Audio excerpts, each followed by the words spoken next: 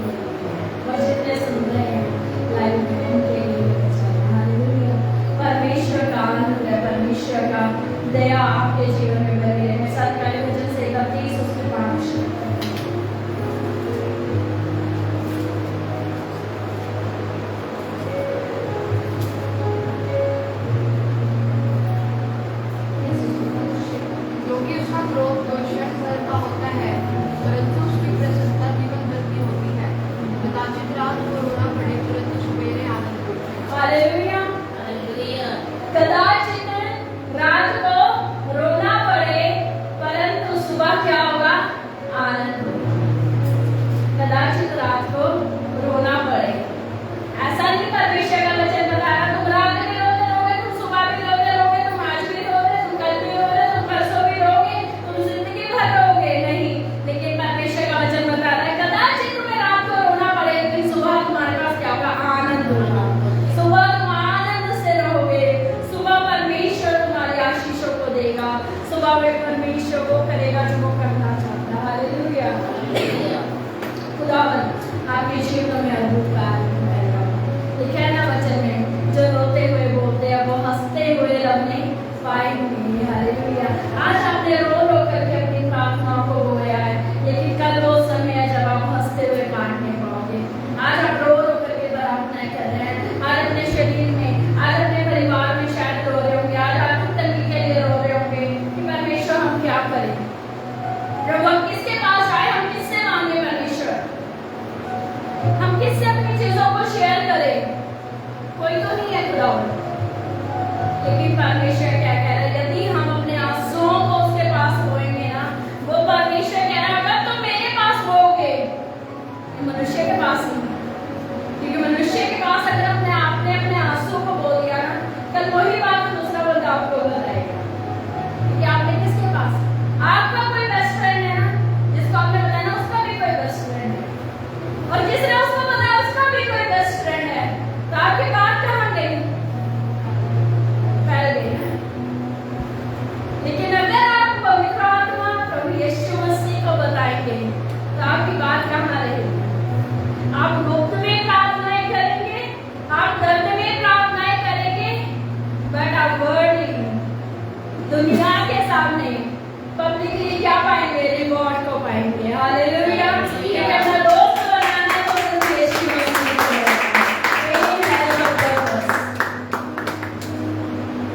परमेश्वर के पास आपके दर्द का एक उद्देश्य है। कितने दर्द में आप बताएं, कितनों का दर्द अच्छा लगता है कि हमें दर्द हमें नहीं अच्छा लगता।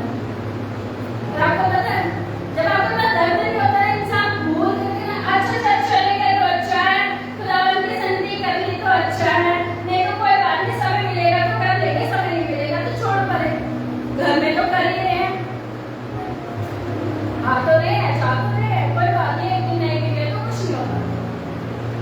लेकिन जब दर्द में होते हैं, सुबह शाम दोपहर घंटों हफ्ते हफ्ते भर उपवास रखवा लो, महीना महीना उपवास रखवा लो, 3 घंटे तो छोड़ो, सुबह 9 से 5 की तरह ड्यूटी की तरह चर्च में भिजवा लो, बैठे रहेंगे, हिलेंगे नहीं, क्योंकि कहाँ है दर्द में। दर्द में तो घंटों में बैठ जाएंगे, खुशी में तो वो हो आज तो घर पे आना है किसी ने, आज तो बस 5 मिनट ही मिले दुआ करने के लिए, वो भी पता नहीं कर पाएंगे, चलते चलते दुआ कर ली थी हमने तो। खुशी में कभी कोई खुदा को याद नहीं करता, लेकिन दुख में हाल में कहता है यीशु यीशु यीशु तो आ जाए। बट आपको पता है आपके दर्द का एक उद्देश्य, आपके दर्द का आपके जीवन में एक उद्देश्य है। Pen has a purpose. खुदा उनके पास आपके दर्द का एक उद्देश्य, क्योंकि परमेश्वर ने कहा हे टूटे हुए से बनवा लो मेरे पास, ये बोझ से दबे हुए लोग मेरे पास आए। उसने कहा मैं टूटे हुए से बनो को क्या कर चाहता हूँ, मैं उनके समीप रहता हूँ। हमें आशीषें तो चाहिए, लेकिन आशीषों के लिए खुदा के पास जाना नहीं चाहिए। इतनी देर कैसे बैठेंगे, घुटने दर्द हो जाएंगे, इतनी देर फास्टिंग कैसे रखेंगे, बीपी लो हो जाएगा, नहीं भी होगा ना तो पहले जरूर से दे देगा, क्योंकि हमने पहले बोल दिया। और आपको पता आपके दर्द का एक उद्देश्य, अगर आपके जीवन में दर्द है तो खुदावंद आपके समीप। यूसुफ अगर दर्द में से होकर के नहीं गुजरता तो वो राजगद्दी पर नहीं है। अगर वो दर्द में से होकर नहीं गुजरता ना तो वो राजगद्दी पर नहीं बैठता। हमें परेशानियां अच्छी नहीं लगती, लेकिन आपको पता है जितने भी बाइबल में लोग हैं, जितनों का भी एग्जाम्पल हम देते हैं, यूसुफ हो गए, वो परेशानी से राजगद्दी पर चढ़ा है। परेशानी से निकलने के बाद एक प्रोसेस को पूरा करना पड़ता है। तो बताया था ना लास्ट टाइम एग्जाम्पल दिया था तितली और उससे पहले सुनने में कोई फर्क नहीं होता। वो एक प्रोसेस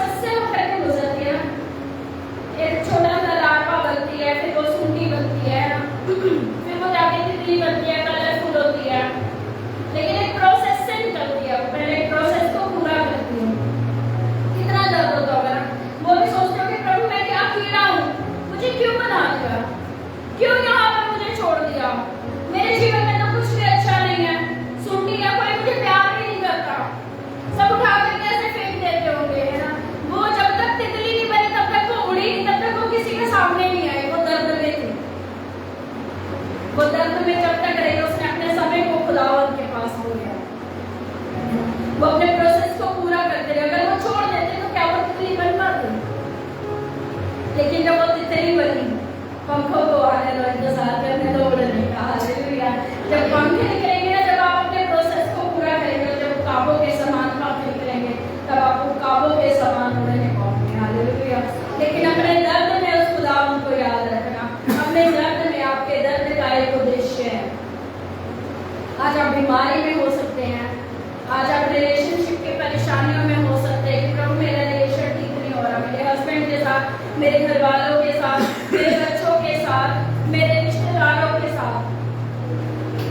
आप एक प्रोसेस को पूरा करें। यूसुफ का रिलेशन उसके भाइयों के साथ अच्छा नहीं। यूसुफ प्यार करता था अपने पिता को भी, अपने भाइयों को भी, लेकिन यूसुफ को कोई प्यार नहीं करता।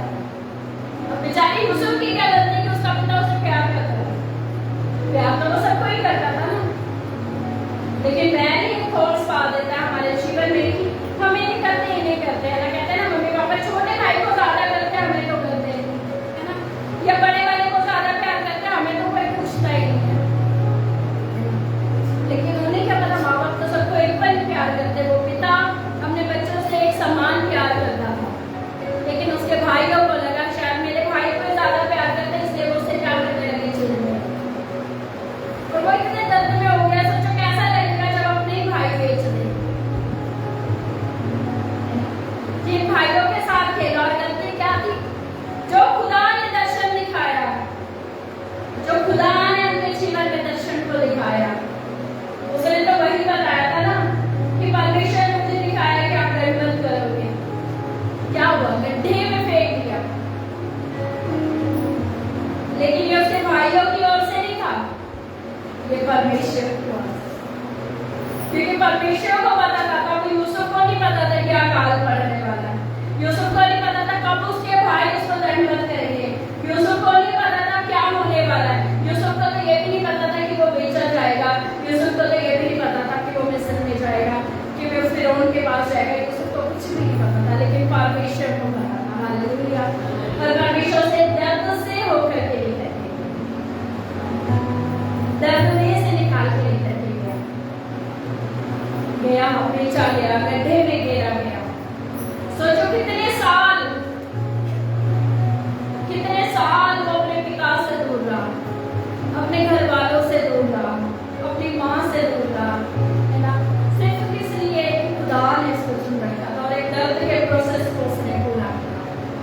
लेकिन आज हमें दर्द पसंद है। आप देख लेना, कभी भी नोटिस करना, जब दर्द आपके जीवन में होता ना, आप खुदा को हल्के में लेते।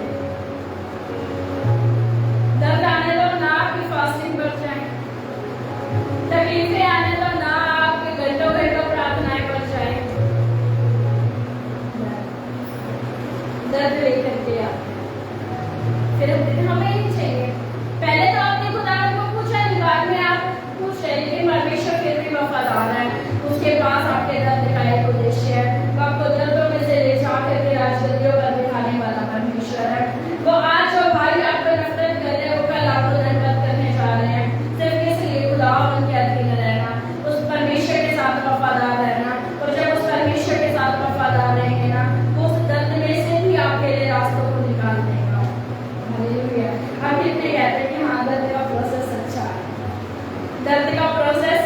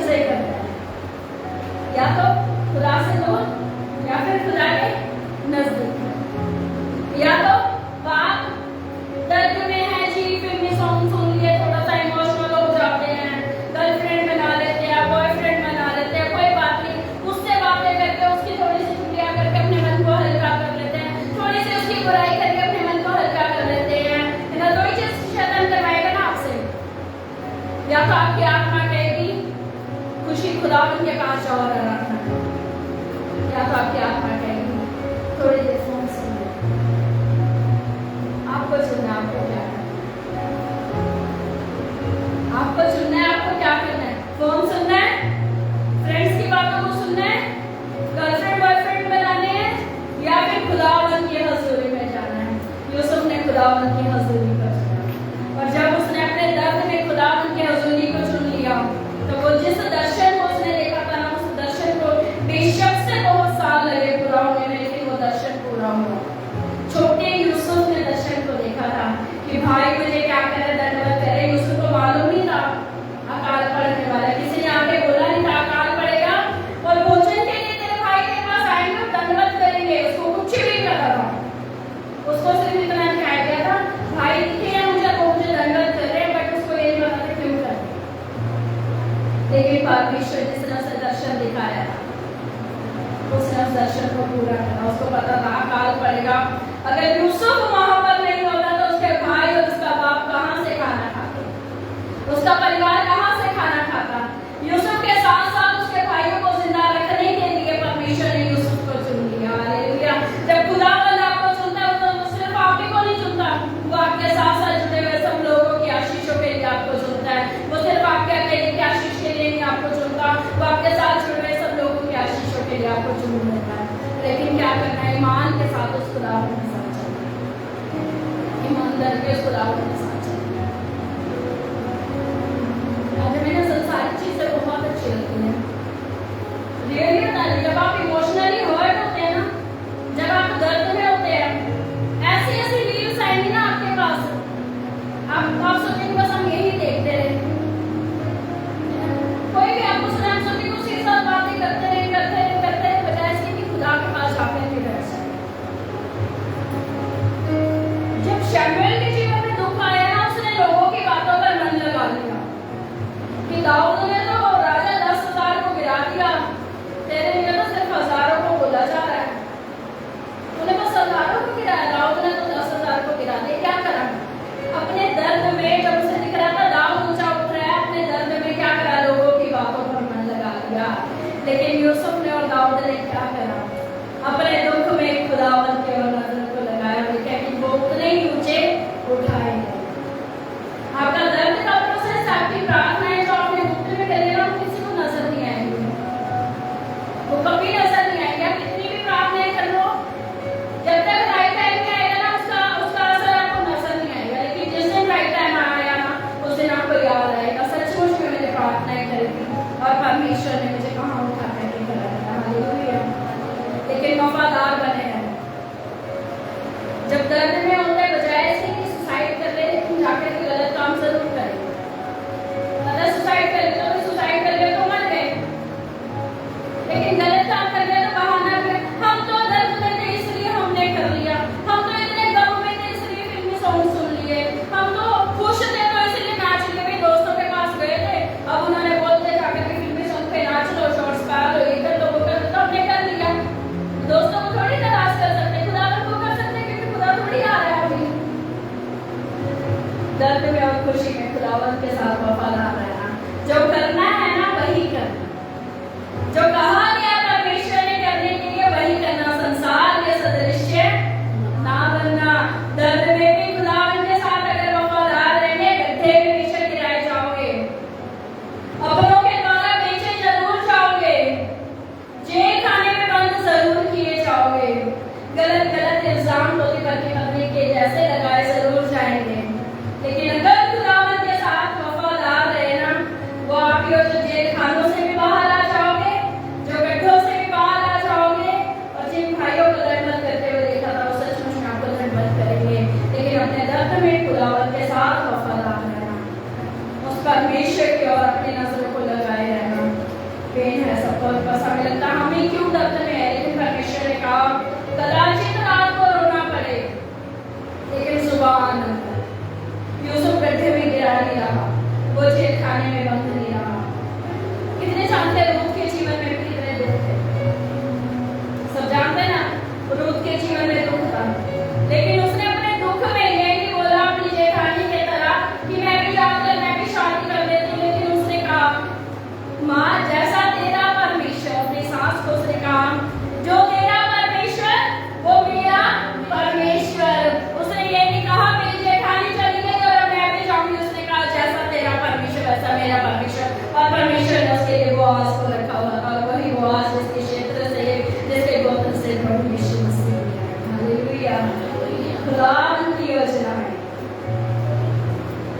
लगता है हम तो इतने दर्द में हैं, हम क्यों हैं? आपके दर्द के बाद एक राजगद्दी आपका इंतजार करेंगे, जहाँ पर वो चुगने के लिए आएगी खाना, वहाँ पर वो खाना बांटने वाली बन गई। हालेलुया। अपने दर्द में खुदा उनके साथ वफादार है, अपने दर्द में खुदा उनके साथ वफादार है। आज आप खाना उठाने वाले हैं खुदा पुत्र के समान। जब आप सोचे कि जाकर पिता के घर में नौकरी बन जाओ, यहाँ पर भी सुअरों के साथ खा रहा, वहाँ पर भी खा लूंगा, एक दास के समान बन जाऊंगा। लेकिन जब वफादारी दिखाई, अपने दर्द में जब आया, जब खुदा उनके साथ वफादार रहा, सोच करके आया था सुअरों के साथ खाऊंगा, दासों के समान रहूंगा, लेकिन खुदा आपकी सोच को बड़ी बना देगा। वो आपके लिए रोटियों का इंतजाम करेगा, वो आपके लिए राजमुकुट का इंतजाम करेगा, तो वो आपको दर्द से बाहर निकाल करके आपके लिए धार्मिकता के वस्त्रों को तैयार रखेगा। लेकिन चाहिए ये कि क्या आप वफादार है खुदावंद के साथ अपने दर्द में। पेन हैज अ पर्पस, आपके दर्द का एक उद्देश्य। आप ऐसे लिखे, अगर आपका रिलेशन अच्छा नहीं है ना, तो आप दूसरे के दर्द को कैसे समझेंगे? जब तक इंसान भूखा नहीं रहता, मान लो पैसे की तंगी की वजह से अगर उन्होंने आज घर में खाना नहीं बनाया, तो क्या वो सामने वाले की भूख को पहचान पाएंगे? उनको पता नहीं होगा कैसी होती है भूख, लेकिन परमेश्वर वहां से निकाल करके लेके जाता है।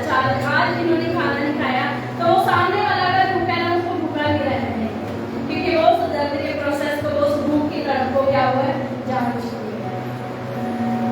दर्द का एक उद्देश्य, आपके जीवन में चाहे कैसा भी दर्द क्यों ना हो रहा हो ना, उसमें परमेश्वर को महिमा देना कि खुदा हमें नहीं पता, यूसुफ के समान हमें नहीं पता। आज लोगों के द्वारा रिजेक्ट किए जाते हैं ना। दाऊद क्या था? रिजेक्टेड पर्सन था। तो सुंदर नहीं है, तो काम नहीं करती, काम नहीं करता, तो उसमें क्या खूबी है, क्या लियाकत है? सोचो उसके पापा को, उसके पिता को इतना भी ध्यान देना भी मेरे साधना भी है, इतना रिजेक्टेड था दाऊद। होते ना लोग रिजेक्ट करते हैं ना कि तुम्हें ये खूबी नहीं है, वो खूबी है, हम ले करके जाएंगे, हम ये प्यार करेंगे, हम नहीं कर सकते, तुम्हें कुछ नहीं है, तू क्या कर रहा है, निकम्मा है ना, क्या कर रही है, निकम्मी है, तुम तो हर टाइम पड़े रहते हो, ये करते रहते हो। इतना रिजेक्टेड, उसको ये नहीं पता था कि उसका साथ का बेटा भी है जो चरवाही कर रहा है, वो बेचारा चरवाही कर रहा है, लेकिन उसको नहीं पता था वही है जो गोलियात को मारने वाला है। परमेश्वर उसको रिजेक्शन के द्वारा क्या कर रहा है? राजगद्दी पर बिठा रहा है। और आप देखिए, मैं बाइबल में पढ़ रही थी, मैं मनन कर रही थी, परमेश्वर जितने भी दर्द से निकले ना, वो एंड में राजगद्दियों पर विराजमान हुए।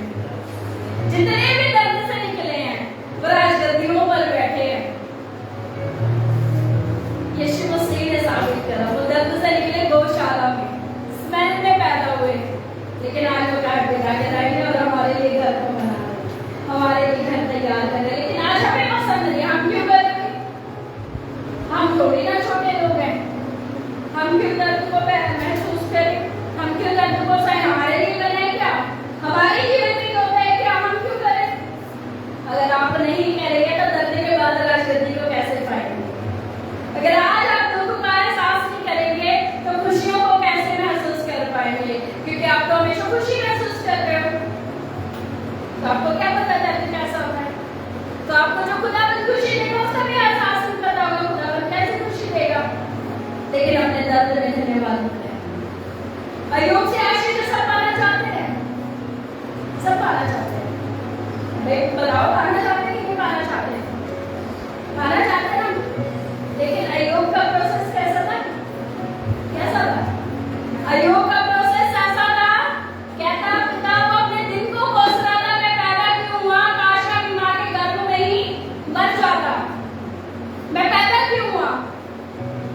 काश मैं मर जाता। है ना लोग, मन में आता होगा ख्याल ऐसा, सवाल ऐसा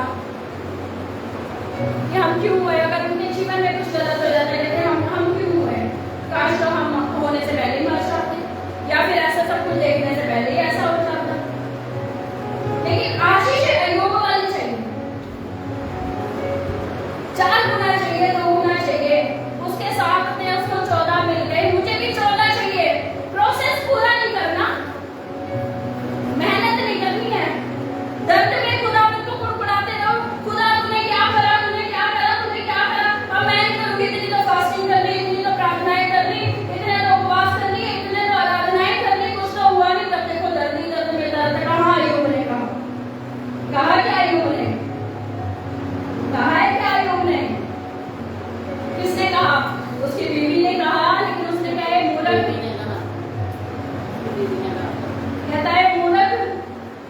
जब हम उस पिता के हाथ से सुख लेने के अधिकारी, क्या हम दुख नहीं ले सकते? सुख तो खाने भी मिल जाए कुछ ना, लेकिन वो कहता है मूर्ख सी बातें मत कर, हम सुख ही सुख लेने के अधिकारी हैं क्या? जब वो सुख दे सकता है कि हम दुख लेने के अधिकारी नहीं हैं। लेकिन आज हमें दुख नहीं चाहिए, खुशियां ही खुशियां मिलती रहे, है ना? प्रेम है ऐसा बस।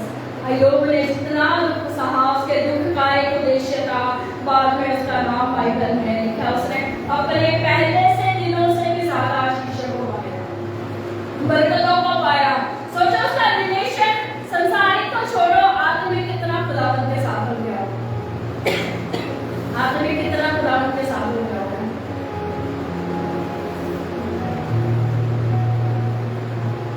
रूह के लिए ना ऑलरेडी खुदावंत ने बोआज को रखा हुआ,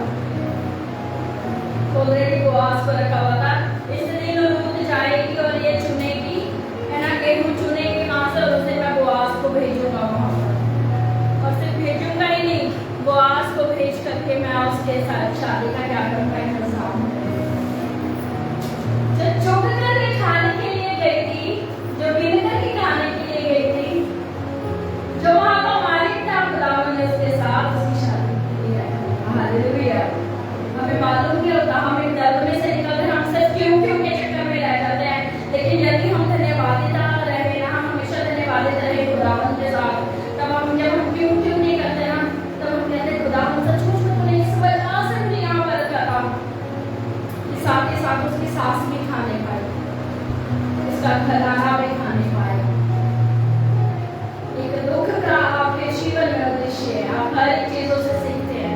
छोटा बच्चा जब गिर जाता है तब हम कहते हैं ना बेटा कुछ नहीं होता, गिर गई थी तो सीखते हैं। अपनी बारे में क्या हो जाता है, अपनी बारे में क्या हो जाता है, क्यों क्यों क्यों?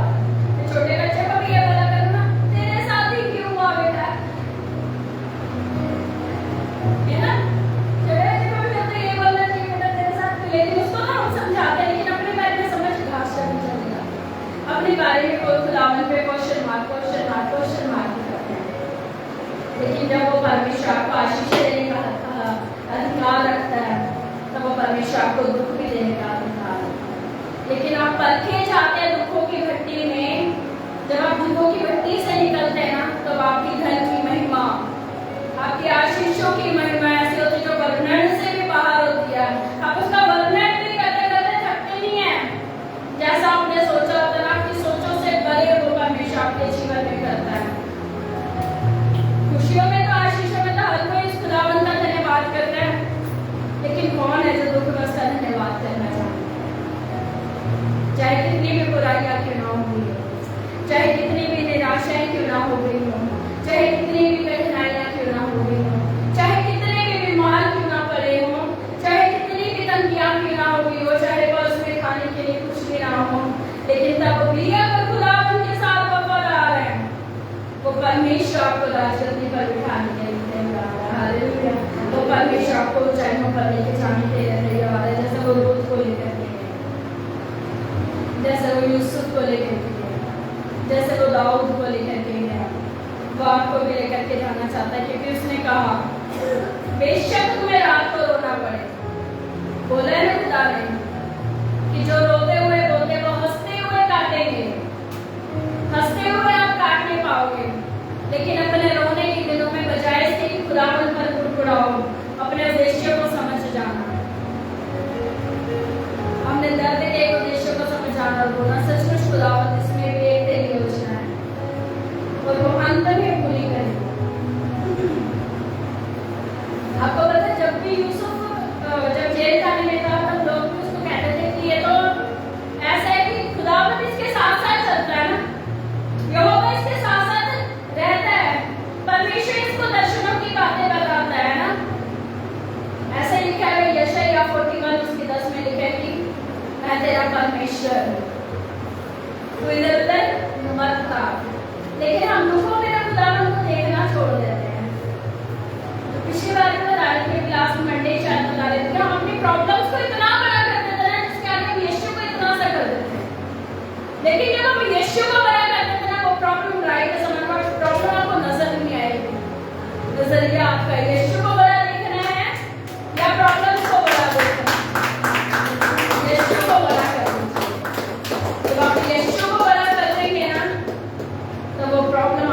सामने से गायब हो जाएगा, आपको पता नहीं चलेगा।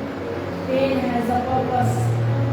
अब कितना अपने दर्द को एक अच्छी नजर से देखना शुरू करेंगे। अभी तक तो चाहते थे ना दर्द ना हो, अब कितना दर्द को एक अच्छी नजर से देखना शुरू करेंगे। इन दर्दों में खुदावन आपके हाथ को थाम करके चलता है। वैसे वो आपके आगे आगे चलता है, लेकिन दर्दों में वो आपको अपनी गोदी में उठा करके चलता है, पिता के समान, कि आपके पाँव में कांटे ना चुभे, आपके पाँव को पत्थर से ठेस ना लगे, आपको किसी भी चीज से प्रॉब्लम ना हो। दर्दों में वो आपको अपनी गोद में उठा करके एक माँ के समान, एक मुर्गी के बच्चे के समान, एक मुर्गी के समान छाया करके रखता है। वो परमेश्वर इतना महान है, और हम चाहते नहीं खुदावन हम सिर्फ आशीषें लेने के अधिकारी हैं, हम दुख नहीं लेंगे। नजरिया बदलिए। उसने कहा मैं टूटे और किसी मन के ज्यादा क्या रखा, समीप रखा, लेकिन हम देखते नहीं यीशु को। वह टूटा तो होता है और चूर चूर कर देते हैं, फीलिंग्स को और ज्यादा हर्ट करके, और ज्यादा हर्ट, अच्छा ऐसा बोला, और ज्यादा हर्ट, चूर चूर कर देते हैं। लेकिन मैं बताना चाहती हूँ आपको कि अगर आप चूर चूर करे हुए को भी खुदावन की हजूरी में रख देंगे ना, वो फिर से नया कर देगा, वो फिर से नया बना देगा, वो फिर से उसमें प्यार को भर देगा, वो फिर से सब कुछ जोड़ देगा। लेकिन अपने दर्द के उद्देश्य को समझना, अपने दर्दों को, अपनी तकलीफों को, अपनी मुश्किलों को, अपनी प्रॉब्लम्स को उस खुदावन की हजूरी में लेकर के चले जाना। और जब उस खुदावन की हजूरी में लेकर के जाएंगे ना, तब ये दर्द आपकी गवाहियां बन जाएंगे। मैं कल एक बेटी का फोन आया, वो बता रही थी कि दीदी ऐसा ऐसे करके प्रॉब्लम है। मैं हमेशा उसको बताती हूँ कि तो इतने स्ट्रॉन्ग है ना अपनी लाइफ में कि जो तो आज मुश्किलें बता रही है ना, कल वो तेरी टेस्टमनी होने जा रही है। आज की मुश्किलें आपकी कल की टेस्टमनीज है, आज की मुश्किलें आपकी कल की टेस्टमनीज है। सचमुच में खुदा यूसुफ की आज की मुश्किलें उसकी कल की राज करती, आज का दंडवत कल उसके भाइयों के लिए अनाज का प्रबंध था। आज रूत का गेहूं को चुनना कल गेहूं के मालकिन बनना था। आज एस्तर का एक छोटी सी रानी होना कल अपनी पूरी कौम को बचाने के लिए था। तो सोचिए आपका दर्द कितना मायने रखता है, आपका दर्द कितना मायने रखता है। इसको खुदा ने अपनी समानता और अपने स्वरूप में बनाया और आपको सारे अधिकार दे दिया। उसने बोला मैं जय के अवसर पे लिए चलता हूँ। अपने दर्दों में बजाय इसके के पीछे मुड़ जाए, अपने दर्दों में उस खुदावन के हाथ को थाम करके चलता है। अपने दर्दों में बजाय इसके के पीछे मुड़ जाए, खुदावन के हाथ को थाम करके चलना। हर मुश्किलों का पार कर जाएंगे, हर एक प्रॉब्लम से गुजर जाएंगे, हर एक चीज से निकल जाएंगे। जैसे सुंदी निकल जाती है, तितली के समान उड़ती है और हर कोई उसे छूना चाहता है, हर कोई उसे पकड़ना चाहता है, हर कोई उसको प्यार करना चाहता है। वैसे ही आप बढ़ते जाएंगे अपने दर्दों में जब खुदावन को स्मरण करेंगे, जैसे दाऊद ने रखा। परमेश्वर के जितने भी बड़े बड़े दास हैं उन सब ने खुदावन को अपने दर्दों में स्मरण रखा। शद्रक मेशक अबेदनगो ने क्या करा, आग के भट्टे में जब गिराए जाने थे, परमेश्वर को स्मरण रखा। वो कुड़कुड़ाए नहीं, खुदा हम तो अभी भी तेरे आगे दंडवत कर रहे हैं, परमेश्वर तो तुझे ही दंडवत कर रहे हैं, हम तो उस मूर्ति को पूछ भी नहीं रहे पिता, अब तो तू हमें बचा ले। अभी भी नहीं परमेश्वर मन बदला। जब उन्होंने उनको पकड़ घेरने के लिए पकड़ लिया प्रभु, अब तो उनके मन को बदल, एक बार उनके मुंह से नहीं निकला। लेकिन हमारे साथ हो तो एंड तक दुआ करते रहे, बजाय इसके कि खुदावन धन्यवाद। और उन्होंने एक ही चीज बोली, हमारा परमेश्वर हमें भूखे से भी बचाने की क्या रखता है, सामर्थ्य रखता है। पता है आपको वो क्यों बोल पाए? क्योंकि उन्होंने उस वचन को पढ़ा था। तो आग में से होकर के चलेगा और आज तुझे, तो आग में से होकर के चलेगा और आज तुझे, एक बार फिर विश्वास करोगे, तो आग में से होकर के चलेगा और आज तुझे, इसी वजह से वो जले नहीं, इसी वजह से वो जले नहीं। मूसा ने कैसे लाल समुद्र को पार कर लिया, कैसे किया? अपने दर्द में खुदावन को स्मरण करा, लाठी से नहीं, खुदावन के हुक्म से। विश्वास का मतलब वो जितना विश्वास में करता रहा, नदी थोड़ा सा डर रही होगी ना, फिर उसने एक कदम और रखा, फिर नदी डर रही होगी ना, फिर एक और कदम रखा होगा, कह रहा होगा प्रभु हुआ तो नहीं, फिर एक और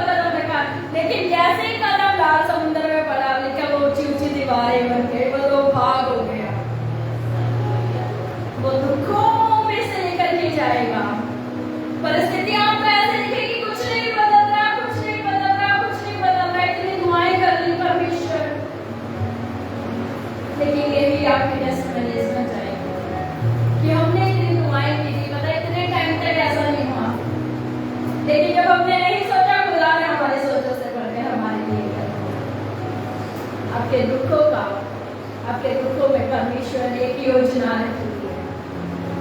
आज का दुख कल का प्रबंध है, आज का चैन खाना कल की राजगद्दी है। विश्वास के साथ उस खुदावंत के साथ चलते रहना, अपने दुखों में अपने सुखों में उस परमेश्वर के साथ वफादारी के साथ चलना, वो परमेश्वर आपको ऊंचाइयों पर लेकर के जाएगा। समझ आ रहा है सर? अपने दुखों में उस खुदावंत के साथ चलना, उस परमेश्वर को धन्य कहना। और फिर वो परमेश्वर कहता, परमेश्वर ने ये नहीं लिखा, अगर आप कहते प्रभु हमें क्यों रोना पड़ता, तो खुदावंत ये लिखता ना तुम्हें कभी रोना ही नहीं पड़ेगा। लेकिन उसने तो ये लिखा तुम रोते हुए, वो हंसते हुए, गाते हुए। फिर हम क्यों कहते हमें क्यों रोना पड़ रहा है? वचन तो खुदा का ये पढ़ो तो सही। तुम प्रार्थनाओं को रोते हुए करोगे, तुम उपवास रोते हुए रखोगे, तुम अपने रिलेशन करावे फिर भी रोते हुए खुदावंत के पास आ रहे हो, घर वाले आने दे फिर भी परमेश्वर के साथ चल रहे हो, दुखों में हो फिर भी खुदावंत के साथ वफादार हो, लेकिन हंसते हुए गवाहियों को देते हुए काटने पाओगे। लेकिन हम हर चीज में क्वेश्चन मार्क लगा रहे हैं, खुदा हमारे साथ है, प्रभु हमारे साथ है। लेकिन परमेश्वर ये जानता है तुम्हारे साथ ही क्यों। यूसुफ नहीं जानता, लोग नहीं जानते कि उसके साथ ऐसा क्यों हुआ। दाऊद नहीं जानता था वो रिजेक्टेड क्यों है, वो लोग नहीं जानते थे। शद्रक मिशक अबेदनगो नहीं जानते थे उनके साथ ही ऐसा क्यों है। लेकिन जब उन्होंने अपने दुखों में खुदावंत को महिमा देना शुरू करा, खुदावंत ने इतनी महिमा दी कि सोचो बाइबल में उनका नाम, क्योंकि वो किसी का कर्जदार नहीं है। अपने दुखों में स्मरण रखना, लेकिन अपने दुखों में चौकस रहना कि वह तुम्हें भरमाने ना पाए। चौकस रहना अपने दुखों में, सबमिट रहना खुदावंत के अधीनगी में, अपने आप को सबमिट कर देना परमेश्वर के हजूरी में, चौकस रहना बहन के कारण से कि वो आपको गलत हाथों में ना सौंपे, वो आपको गलत चीजों में ना फंसा। अपने दुखों में दो चीजों का ध्यान रखना, एक खुदावंत के साथ चलना और पहले से चौकस रहना। इसलिए तो लिखा है ना कि जागते रहो और प्रार्थनाएं करते रहो कि कोई तुम्हें भरमाने ना पाए। कैसे भरमाएगा? कैसे भरमाएगा? कौन देगा? आज आपको भरमाने के लिए बाहर जाने की जरूरत नहीं है। मैं कहती हूँ किसी फ्रेंड को भी बुलाने की जरूरत नहीं है, किसी जान पहचान से भी बात करने की जरूरत नहीं है। इसको उठाना काफी है, काफी है। जड़ है, जड़ है खुदावंत से दूर करने के लिए। आप 1 मिनट देखो ना, आपको 10 मिनट में बिजी करके रखें, उठाओ तो सही। जड़ है खुदावंत के हजूरी से अगर दूर जाना है, उठा लो, पास ही है। अपने रिलेशन खराब करने हैं, उठा लो। किसी बुराइयां करनी है, उठा लो इसे। घर में ये किसी से बातें नहीं करनी, फोन को उठा लो। फोन में बिजी रहते हैं माँ बाप बच्चे सब, है ना। घर वालों से कम बात होती है, फोन पर ज्यादा टाइम रहता है। लेकिन अगर सब कुछ सही करना चाहते हैं ना, तो इसको उठा। अगर बिगड़ी हुई चीजें सही करना चाहते हैं ना, तो इसको उठा। अगर अपने मन को सही करना चाहते हैं ना, तो इसको उठा। और सिर्फ उठाना ही मत, इसमें डूब जाना, इसको पढ़ना, इसको खाना। और जब इसको खा लोगे ना, आपकी जितनी बिगड़ी हुई चीजें सबकी सब सुधर जाएंगी, क्योंकि क्या है ये जीवित परमेश्वर का वचन है। और फिर वचन ही नहीं है, खुद खुदा और यीशु मसीह है, पवित्र आत्मा है। हालेलुया। इसकी नजदीकी में जाना। मैं एक स्टोरी सुन रही थी, वो बता के खत्म करूंगी। एक छोटा सा बच्चा होता है, और कहते हैं बच्चे बड़े बड़े होते जाते हैं तो उनको दोस्तों की जरूरत होती है ना। उनको ये होता है उनके मम्मी पापा उनसे बात नहीं करते थे, वो अपने शायद पेरेंट्स से बात नहीं करते थे ज़्यादा। तो उनको ये था कि भाई हम क्या कहते हैं, उसने दोस्त आज एक दोस्त बना लिया, उसने उससे बातें करी, और फिर कल क्या उसका कोई और दोस्त बन गया जिसने दोस्त बनाया था, कि वो लड़का चर्च आने वाला लड़का था। वो जो बच्चा था वो चर्च आता था, तो वो दोस्त भी उसको क्या हुआ, छोड़ करके चला गया। वो फिर बेचारा उदास बैठ गया, अब मैं किसके साथ बातें करूं, अब तो मेरी सहेली भी चली गई। तो मेरा दोस्त भी चला गया, मैं किससे बातें करूं? फिर वो थोड़ा बड़ा हुआ, उसने कोई और दोस्त बनाया, फिर वो दोस्त रहा, उसके साथ थोड़ा सा उसको अच्छा लगा, फिर वो बोरिंग हो गई क्योंकि वो उनके टाइप का नहीं था, फिर उनको छोड़ दिया, वो फिर अकेला हो गया कि प्रभु मैं फिर अकेला हो गया, अब मैं क्या करूं? अब मैं क्या करूं? अब मैं कहाँ जाऊं? पेरेंट्स भी बात नहीं करते हैं, घर वाले भी बात नहीं करते, अब मैं कहाँ जाऊं? अब मैं किससे अपनी चीजों को शेयर करूं? अब मेरे दिल का दुख कौन सुनेगा? कॉलेज जाने लगा, फिर उसके फ्रेंड बन गए, और उन फ्रेंड के और फ्रेंड बन गया, फिर वो अकेला रह गया। एंड पे उसने चुना, वो अकेला बैठा और उसने दुआ करना शुरू करा, और जब उसने दुआ करनी शुरू करी, उसने बोला पवित्र आत्मा आप मेरे दोस्त बन जाओ। पवित्र आत्मा ने उसको बोला बेटा जब जब तू बोल रहा था ना मैं अकेला, मैं तो तब से तेरे साथ हूँ, लेकिन तू तेरे पास मुझे देखने का समय ही नहीं था। आज हम बोलते हैं खुदा हमारी हेल्प करके परमेश्वर को तो नजर ही नहीं आ रहा है।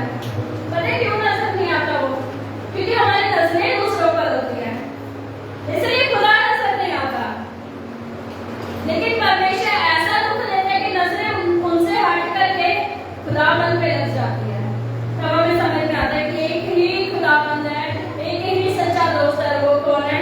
यीशु मसीह। लोग आएंगे हाथ हमें नहीं छोड़ेंगे। सोचो भाइयों ने गड्ढे में छोड़ दिया, बेच दिया, तो दोस्त क्या चीज है? एक बाप अपने बच्चे को रिजेक्टेड समझ के भूल गया जंगल में, उसका अभिषेक के लिए बुलाया भी नहीं, पता भी नहीं दिया उसको, दोस्त क्या चीज है? कुछ भी तो नहीं है, कुछ भी नहीं है ना। फिर हम उन्हीं दोस्तों के पास जाते हैं कि हमें इधर से क्या करना चाहिए, अपने दर्दों में खुदावंत को स्मरण रखना, और ऐसे दोस्तों से दूर रहना जो आपको खुदावंत के हुजूरी से दूर करे, उनकी नजदीकी में रहना जो आपको हर समय ये बोले खुदा मुझसे प्रार्थनाएं करो, परमेश्वर के वचनों को पढ़ो, मेरे में विश्वास से बोल रहे हो कि आपका हर एक चीज सही जगह पर आ जाए। आज जितना कुछ बिखरा हुआ है ना, लेकिन दिखाने के लिए नहीं, मनुष्य देखे ना देखे फर्क नहीं पड़ता, वो खुदा बना के सच्चाई को देखने का, वो परमेश्वर के साथ जब आप वफादारी के साथ चलेंगे ना, वो परमेश्वर अद्भुत कामों को आपके जीवन में करेगा। अपने दुखों में उस पिता के साथ वफादार रहना, क्योंकि वो पिता इतना ज्यादा वफादार है ना आपके दुखों में, आपके साथ सही समय में वो आपके आगे आगे चलता है, दुखों में आपको गोद में उठा करके चलता है सही समय। लेकिन हम इतने ना वफादार है ना, इतने गद्दार है ना, सही समय में भी उसका धन्यवाद करते हैं, उसको भूल ही जाते हैं, और जब तकलीफ आती है ना तब उसके बाद जाते हैं बेटा वफादार तो रहे, वफादारी तो दिखाओ खुदा के साथ। शद्रक मेशक अबेदनगो सिर्फ आशीषों के लिए नहीं आए, आग के भट्टे में भी जब थे ना खुदावंद का धन्यवाद करना नहीं छोड़ा। यूसुफ जेल में भी था ना, लोगों ने इल्जाम लगा दिया ना, तब भी खुदावंद का धन्यवाद करा, और उसने अपना बिहेवियर नहीं छोड़ा, खुदावंद के साथ वो गुड़गुड़ाया नहीं, खुदा के साथ वफादारी के साथ चलता रहा, अनुग्रह के साथ चलता रहा, खुदा की आशीष उसके जीवन में पूरी होती रही। और अगर आज आप खुदा के साथ वफादारी के साथ चलना चाहते हैं, अपने दुखों में स्मरण रखना, सिर्फ एक चीज का ध्यान रखना, दो चीजों का, खुदावन के साथ वफादारी के साथ चलना, धन्यवाद रहना, और बैल से चौकस रहना, खुदावन के हुजूरी में रहना। खुदावन के हुजूरी में रहोगे, गड्ढों से राजगद्दी पर पहुंच जाओगे। खुदावन के हुजूरी में नहीं रहोगे, गड्ढों में से और गहराइयों में चले जाओगे, पता नहीं चलेगा कहाँ गए। खुदा के साथ वफादार, परमेश्वर के साथ वफादार करना, अपने दुखों का धन्यवाद करना कि प्रभु ये दुखों से भी तूने मुझे सिखाया है, क्योंकि क्या है लास्ट टाइम एक बार फिर से बोलेंगे और विश्वास के साथ, और फिर खत्म करेंगे। अपने दुखों में क्या रहना है? एक साथ अपने दुखों में क्या रहना है? आनंदित रहना, अपने दुखों में भी क्या रहना है? आनंदित रहना, धन्यवादित रहना है। और क्या करना है? क्यों रहना धन्यवादित? क्यों रहना है? क्योंकि उसकी कल्पनाएं मेरे विश्व में आने की नहीं, परंतु क्या किया? उसकी कल्पनाएं मेरे विश्व में आने की नहीं। लगी नहीं रहे आपके विषय में, तो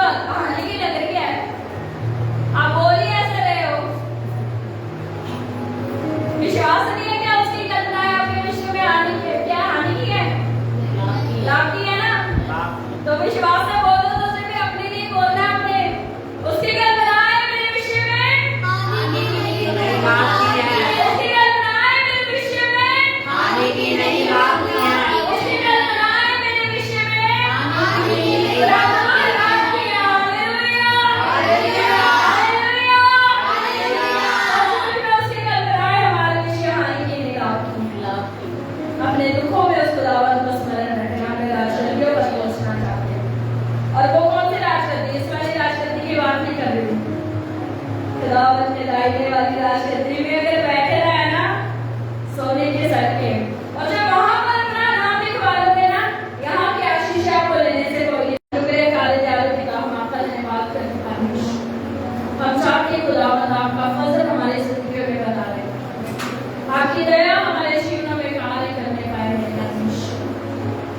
प्रभु हम अपने दुखों में आपके साथ वफादार रहे मेरे परमेश्वर, कैसा भी मुश्किल समय क्यों ना हो खुदावन, हम हर समय आपको धन्यवाद करने वाले हो सके मेरे पिता, क्योंकि मेरे परमेश्वर आपके वचन में लिखा आनंदित रहो, मैं फिर कहता हूँ आनंदित रहो मेरे परमेश्वर। हम जानते हैं आपकी कल्पनाएं हमारे विषय हानि की नहीं परंतु लाभ की हैं। आप हमारे लिए लाभ की योजनाओं को बनाते और अंत में उसे पूरा भी करेंगे मेरे परमेश्वर। हम आपका धन्यवाद करते हैं। और क्या ही लाभ की बात है मेरे परमेश्वर की मेरी आत्मा को पालो मेरे खुदावन, मैं क्या आपके साथ चलने वाली हो सकूं मेरे परमेश्वर। परमेश्वर आपके आने तक मैं तैयार हुआ हूँ मेरे परमेश्वर, मैं आपका धन्यवाद करती हूँ। आपके हजूरी आपके प्रेजेंस के लिए मेरे पिता हम आपका धन्यवाद करते हैं। सारी बातों को आपके हाथों में सौंपते हैं परमेश्वर। खुदा यीशु मसीह के नाम में